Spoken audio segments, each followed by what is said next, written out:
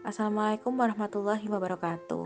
Perkenalkan, nama saya Vinda Purnamawati. Di sini saya akan memaparkan terkait dengan adaptasi intrapersonal dan mengelola emosi dalam menangani burnout untuk pasien COVID-19.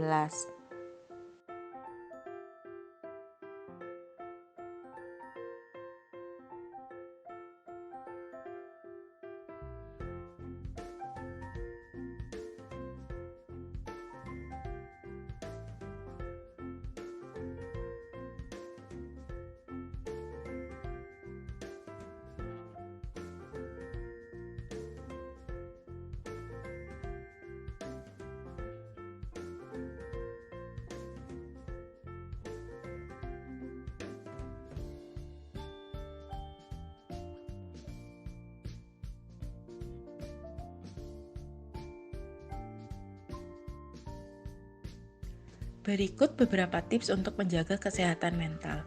Yang pertama, dengan mengurangi menonton, membaca, atau mendengarkan berita yang membuat kecemasan meningkat. Yang kedua, carilah informasi dari sumber-sumber terpercaya dan utamakan membuat rencana praktis melindungi diri dan orang-orang terdekat. Yang ketiga, usahakan mencari berita hanya 1-2 kali dalam satu hari dan pada waktu yang spesifik. Yang keempat, banyaknya terpapar misinfodemik mengakibatkan kesalahan dalam strategi coping yang diambil, di mana misinfodemik merupakan istilah yang digunakan untuk misinformasi yang berkontribusi terhadap penyebaran penyakit dan cukup lazim untuk COVID-19. Yang kelima, mencari informasi terkait menjaga kesehatan mental di masa pandemi di berbagai sumber online. Yang keenam, pilihlah situs jaringan kesehatan mental yang valid seperti Kementerian Kesehatan, WHO, Biro Konsultasi Psikologi, atau sumber-sumber yang bersifat keagamaan atau religius.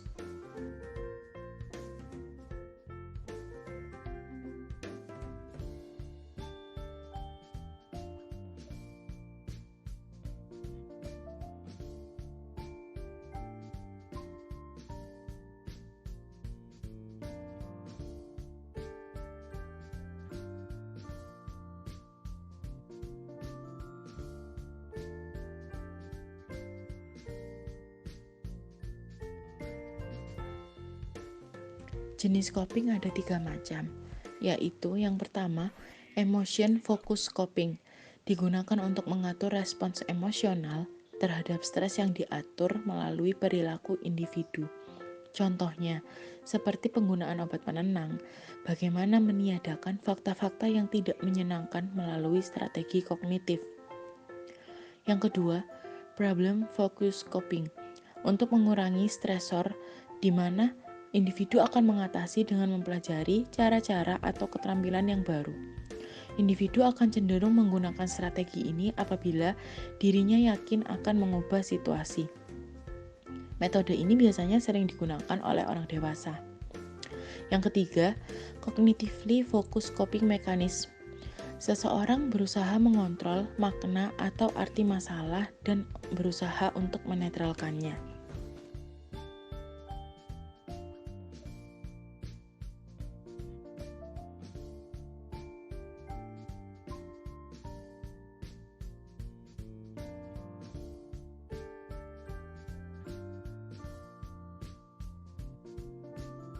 Sumber burnout berasal dari faktor eksternal dan faktor internal, di mana faktor eksternal meliputi lingkungan kerja psikologis yang kurang baik, kurangnya kesempatan untuk promosi, imbalan yang diberikan tidak mencukupi, kurangnya dukungan sosial dari atasan, tuntutan pekerjaan, dan pekerjaan yang monoton. Di mana faktor internal meliputi usia, jenis kelamin, harga diri dan karakteristik kepribadian, pandangan idealis, memiliki realistik, serta memiliki masalah keuangan. Berikut ini merupakan dimensi burnout. Yang pertama, workload, beban kerja dan tuntutan berlebihan sehingga pemulihan tidak dapat dicapai. Yang kedua, control, karyawan tidak memiliki kontrol yang cukup atas sumber daya yang dibutuhkan untuk diselesaikan atau menyelesaikan pekerjaan mereka. Yang ketiga, reward, kurangnya penghargaan yang memuaskan untuk pekerjaan yang dilakukan. Yang keempat, community. Karyawan tidak merasakan hubungan positif dengan rekan kerja dan manajer mereka, yang menyebabkan frustasi dan mengurangi dukungan sosial. Yang kelima, fairness. Seseorang yang merasakan ketidakadilan di tempat kerja, termasuk ketidakadilan beban kerja dan upah. Yang keenam, value. Karyawan yang merasa dibatasi untuk bertindak oleh pekerjaan mereka, melawan nilai-nilai mereka sendiri dan aspirasi mereka, atau ketika mereka mengalami konflik antara nilai-nilai organisasi.